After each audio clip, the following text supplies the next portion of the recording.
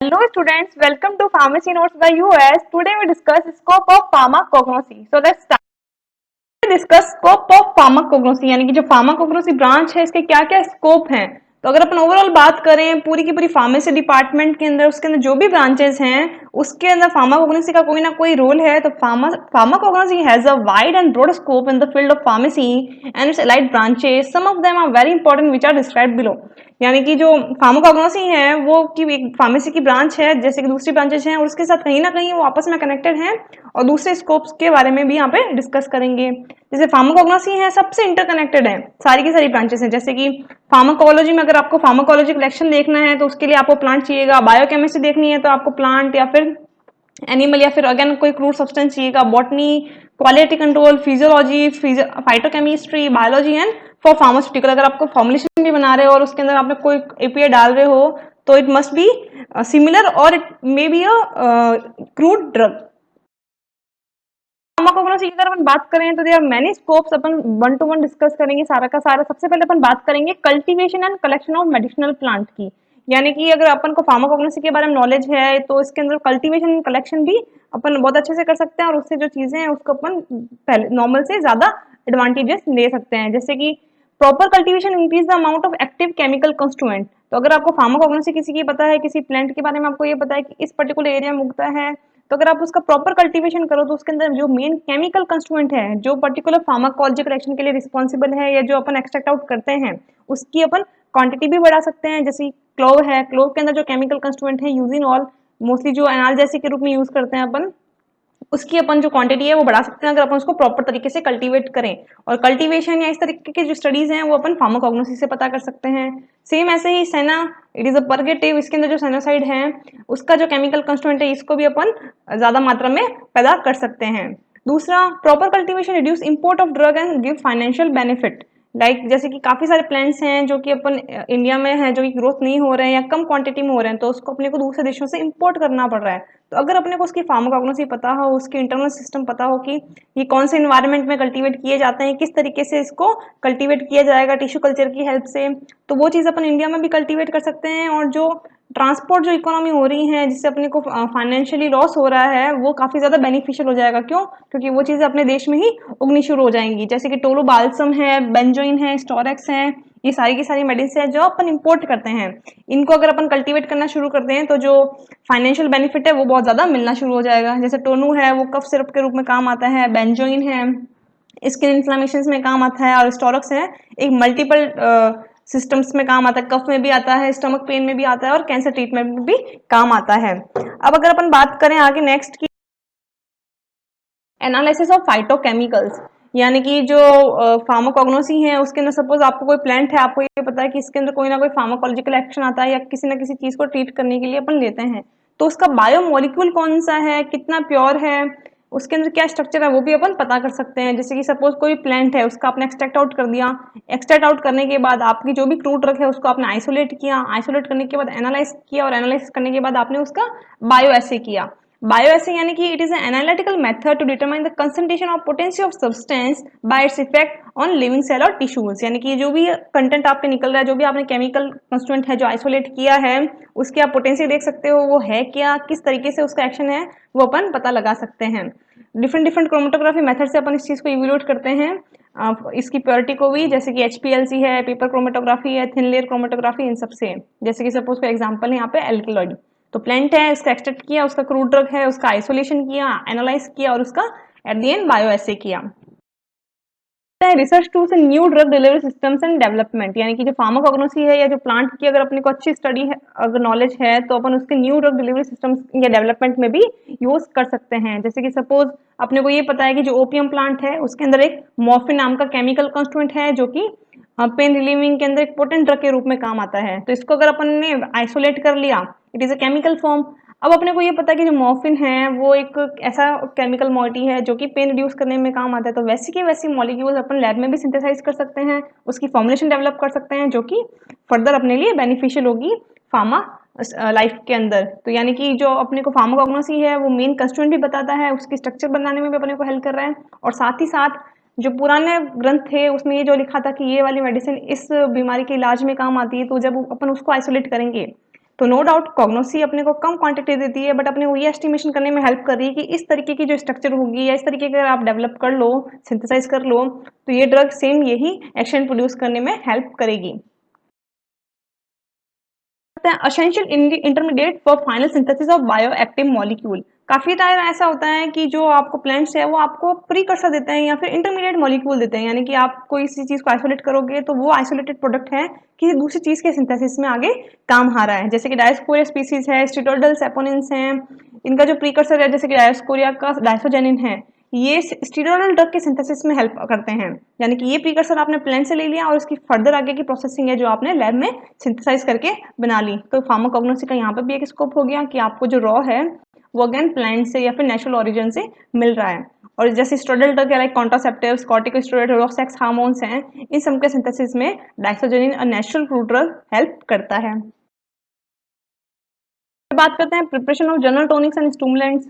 काफी सारे ऐसे प्लांट्स हैं फार्माकोग्नोसी के अंदर जो कि प्रीवियस जो किताबें हैं उसमें ये दिखा रखे थे कि ये सारी की सारी जो ड्रग्स हैं वो एक तरीके की टॉनिक है, आपकी बॉडी के अंदर जो इम्यून सिस्टम है उसको बढ़ाने के काम आती है, आपकी बॉडी में जो विटामिन या नेचुरल सब्सटेंस कम है उनको पूरा करती है। तो एक तरीके से जो भी फार्माकोग्निकल प्लांट्स हैं, क्रूड ड्रग्स हैं, वो इम्यूनिटी इंक्रीज करने में काम आ रही हैं। साथ ही साथ काफी सारी ऐसी डिजीज होती हैं जो कि आपकी इम्यूनिटी वीक कर देती हैं, आपको पेन उन डिजीज में बहुत ज़्यादा होता है, तो उनके अंदर जो सिम्टोमेटिक रिलीफ है वो भी पेशेंट को दिलाती है। तो जो जनरल टॉनिक होते हैं जो अपने को फार्माकोग्नोसिकल यानी कि क्रूड प्लांट से क्रूड सब्सटेंस से मिलते हैं, they help to increase the immunity and provide symptomatic relief to patient in disease like AIDS, cancer and liver disorders. यानी कि काफ़ी सारी जो डिजीज हैं जो कि क्योरेबल नहीं है राइट टाइम या फिर इनके ट्रीटमेंट बहुत लंबे हैं, उनमें जो पेशेंट सफ़र करता है पेन से या फिर मेंटली, उनको काफ़ी रिलीफ करने के लिए ये टॉनिक्स दिए जाते हैं। मोस्टली जो टॉनिक्स हैं उसके अंदर अश्वगंधा, शतावरी, तुलसी ये सब रहते हैं जो कि एनर्जी बूस्टर रहते हैं, इम्यूनिटी बूस्टर रहते हैं और साथ ही साथ बॉडी की जो नीड है दूसरे जो विटामिन हैं उनकी भी पूर्ति करते हैं। फिर बात करते हैं हर्बल प्रिपरेशन। काफ़ी सारी जो फार्माकोग्नोसिकल प्लांट हैं, क्रूड ड्रग्स हैं, वो उनकी भी प्रिपरेशंस आती हैं जो काफ़ी सारे डिजीज़ को क्योर करने में हेल्प करते हैं और स्पेशली जो हिपेटिक टॉक्सिसिटी के लिए आते हैं, यानी कि जो लीवर को इम्प्रूव करने के लिए या उसकी इम्यूनिटी बढ़ाने के लिए काम आते हैं, वो सारे के सारे अपने को हर्बल प्रिपरेशंस में ही मिलेंगे। जैसे कि वसाका है, अडहेटोडा वसाका इसका बॉटनिकल नेम है। It is use in bronchial dilator, bronchial dilator में काम आता है, अस्थमा में काम आता है। पुनर्नवा की बात करें, boerhavia diffusa, it is anti hepatotoxic anabolic. Hepatotoxic anabolic right now synthesise नहीं हो पाए, केवल और केवल अपने को नेचुरल सब्सटेंस से ही मिलता है, जिसमें एक एग्जांपल है पुनर्नवा और दूसरा है कालमेघ, andrographis paniculata and fourth one is ब्राह्मी जो कि मेमोरी लॉस में या फिर मेमोरी इंप्रूव करने के लिए काम आता है, बैकोपा मोनिरा। यानी कि जो भी फार्माकोग्नोसी के अधिकांश जो क्रूड ड्रग्स हैं वो सारी की सारी इम्यूनिटी या फिर जो एनर्जी बूस्टर हैं, मेमोरी एनहेंसर हैं या अपनी बॉडी के जो ऑर्गन हैं उनको वेल वर्क करने के लिए मोटिवेट करती है। फिर बात करते हैं अपन 7 points, natural products act as a model for synthesis of new drug. यानी कि जैसे अपन एग्जांपल ले रहे हैं यहाँ पे मॉर्फिन का, अपने को ये पता है कि अपन इसको ओपियम से सिंथेसाइज किया था और it is a potent analgesic drug, but plant से अगर वो कम क्वांटिटी में आ रहे हैं, बट अपने को ये तो पता चल गया कि हाँ it is a model, morphine जैसी कोई स्ट्रक्चर होगी वो एक पोटेंट एनाल्जेसिक के रूप में काम करेगी, तो अपन क्या करेंगे वैसे की वैसे स्ट्रक्चर को आइदर प्लांट से उसका प्रीकर्सर या फिर इंटरमीडिएट मॉलिक्यूल लेते हुए उसे अपन लैब में सिंथेसाइज करेंगे। और जो भी मॉर्फिन के अंदर ड्रॉबैक्स थे, भाई डायनामिक नहीं थी, उसके अंदर कुछ साइड इफेक्ट थे या फिर ज़्यादा टॉक्सिक थी, उन सबको भी अपन रिकवर कर सकते हैं। बट जो बेस मॉलिक्यूल है वो अपने को किसने दिया, फार्माकोग्नोसी ने, नेचुरल क्रूड प्रोडक्ट्स ने। फ्लेवरिंग एजेंट ऑफ परफ्यूम्स, काफी सारे जो फार्माकोग्नोसिस प्लांट है, क्रूड ड्रग्स हैं, वो फ्लेवरिंग एजेंट्स के रूप में भी काम आते हैं, परफ्यूम्स के रूप में भी काम आते हैं, क्योंकि नेचुरल है तो इनकी जो प्रिजर्वेशन है वो भी अच्छी होती है, साथ ही साथ इनके जो साइड इफेक्ट्स हैं वो भी बहुत कम होते हैं, क्योंकि सिंथेसाइज नहीं है तो इसके अंदर कोई साइड इफेक्ट नहीं होगा, कोई टॉक्सिसिटी नहीं होगी। और जैसे अपन बात करते हैं जैसे central institute of medical and aromatic plant, ये लखनऊ के अंदर है, ये इंस्टीट्यूट है जो कि इन फ्लेवरिंग एजेंट्स का, परफ्यूमिंग एजेंट्स का जो एक्सट्रैक्शन है उसमें बहुत ही अच्छा काम कर रही है। जैसे अपन बात करें जैसे स्टार्च है, तो स्टार्च अपने को पोटैटो से मिलता है, मेज से मिलता है, ग्रेन से मिलता है, इससे डिसइंटीग्रेटिंग एजेंट अपन ले सकते हैं, नेचुरल है तो अगेन कोई साइड इफेक्ट भी नहीं है। काफ़ी सारे फ्लेवरिंग एजेंट, परफ्यूमिंग एजेंट जैसे कि वोलेटाइल ऑयल है, रोज ऑयल, यूकेलिप्टस ऑयल, टर्पनटाइन, ये सारे के सारे अपने को क्रूड सिस्टम से मिलते हैं। और अगर अपने को फार्माकोग्नोसी की नॉलेज है तो अपने को मेथड ऑफ एक्सट्रैक्शन या फिर आइसोलेशन या फिर स्टोरेज भी आसानी से पता रहेगा। Menthol use in the production of menthol, इसमें जो मेंथोल है या जो अपन फ्लेवरिंग एजेंट्स या परफ्यूमिंग एजेंट एक्सट्रैक्ट कर रहे हैं वो भी आगे किसी ना किसी चीज़ को प्रोडक्शन में काम दे सकती है। जैसे कि मेंथोल ऑयल है वो मेंथोल के प्रोडक्शन में हेल्प करती है। लेमन ग्रास ऑयल का जो ऑयल है वो विटामिन ए होता है एक तरीके से कि विटामिन ए सिंथेसाइज करने में हेल्प करता है, या फिर लेमन ग्रास ऑयल के अंदर विटामिन ए की प्रचुर मात्रा पाई जाती है। सकता है बायोसिंथेसिस या बायोजेनिक पाथवे इन्वेस्टिगेशन। जैसे कि प्लांट है तो प्लांट के अंदर भी ऑब्वियस से कोई ना कोई मेटाबोलाइट्स बनते हैं और वो फिर सेकेंडरी मेटाबोलाइट्स बनाते हैं। तो जो प्लांट है जो ग्रोथ करेगा तो उसके अंदर जो प्राइमरी मेटाबोलाइट होंगे जैसे कि कार्बोहाइड्रेट हो गया, प्रोटीन हो गया, लिपिड हो गया, न्यूक्लिक एसिड हो गए, ये तो प्लांट की खुद की ग्रोथ के लिए काम आ रहे हैं, जैसे कि वो डायरेक्टली प्लांट की ग्रोथ के लिए इन्वॉल्व हैं। बट जो प्लांट के सेकेंडरी पाथवे मेटाबोलाइट्स हैं like alkaloid, phenolic, sterols, steroidal, essential oil, lignins, ये प्लांट के अंदर प्राइमरी मेटाबोलाइट्स के बाद बनते हैं और बेसिकली प्लांट अपने डिफेंस पर्पस के लिए इनको बनाता है। बट अपने लिए क्या एडवांटेजेस हैं कि अपनी जो भी alkaloid, phenolic, sterol, essential oils, lignins, ये ग्लाइकोसाइड जो भी प्लांट बना रहा है एज ए सेकेंडरी मेटाबोलाइट, ये सारे के सारे कोई ना कोई फार्माकोलॉजिकल रिएक्शन प्रोड्यूस करते हैं जो कि अपने लिए इंपॉर्टेंट है और इसी से अपन प्रीकर्सर निकाल सकते हैं। अब यहाँ पे क्या होता है कि अपने को ये पता है कि प्लांट है जो सेकेंडरी मेटाबोलाइट के रूप में ये पर्टिकुलर प्लांट ज़्यादा क्वांटिटी में एल्कलॉइड निकालता है, तो अपन किसी ना किसी मॉडिफिकेशन के अंदर उस प्रीकर्सर को स्टिमुलेट कर सकते हैं और वो एक तरीके का जो सेकेंडरी मेटाबोलाइट है वो ज़्यादा क्वांटिटी में निकलवा सकते हैं। तो इससे क्या होगा, ड्रग या फिर जो आइसोलेटेड प्रोडक्ट जो अपने को चाहिए वो भी ज़्यादा क्वांटिटी में आएगा। तो अगर अपने को उसके बायोजेनेटिक पाथवे पता चल जाए, अपन उनको इन्वेस्टिगेट कर लें, तो पर्टिकुलर सेकेंडरी मेटाबोलाइट बनाना भी आसान हो जाएगा। बात करते हैं genetic engineering and tissue culture की।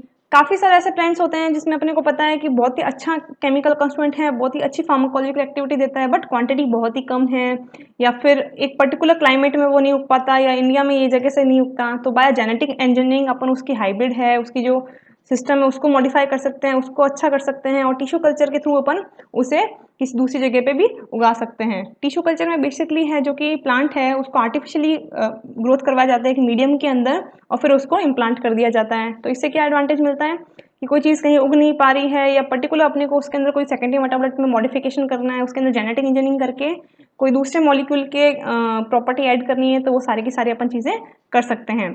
तो for increasing the secondary metabolite production tissue culture और genetic engineering is important and increase the yield of bioactive molecule. साथ ही साथ जब अपन इतना टिश्यू कल्चर या फिर इन्वेस्टिगेट करते हैं या फिर आर्टिफिशियल मीडियम में ग्रोथ करवाते हैं, तो अपने को ये पता है कि जो सेकेंडरी मेटाबोलाइट है जो भी अपने को स्पेसिफाइड चाहिए, अगर ये मीडियम अपने को प्रोवाइड इसको करेंगे तो ये वाला प्रोडक्ट ज़्यादा बनेगा। तो ऑब्वियस है आर्टिफिशियल मीडियम में अपने द्वारा बनाया गया मीडियम है, तो अपन वही न्यूट्रिशन उसमें ज़्यादा ऐड कर देंगे, तो जो परसेंट यील्ड है जो अपने को बायोएक्टिव मॉलिक्यूल चाहिए वो भी बढ़ जाएगा, उसकी जो उपज है वो भी बढ़ जाएगी। साथ ही साथ कोई प्रोडक्ट है उसकी क्वालिटी भी इंप्रूव कर सकते हैं। जैसे यहाँ पे एग्जांपल दे रखा है कि कोई प्लांट का प्लाट लिया, उसकी कैलस ग्रोथ करी आर्टिफिशियल मीडियम में, उसमें शूट्स डेवलपमेंट हुए और फिर उसको कल्टीवेट कर दिया या फिर उसको है जो कि इम्प्लांट कर दिया। Hope you understand and enjoy the video. Please like, share and subscribe. Thank you.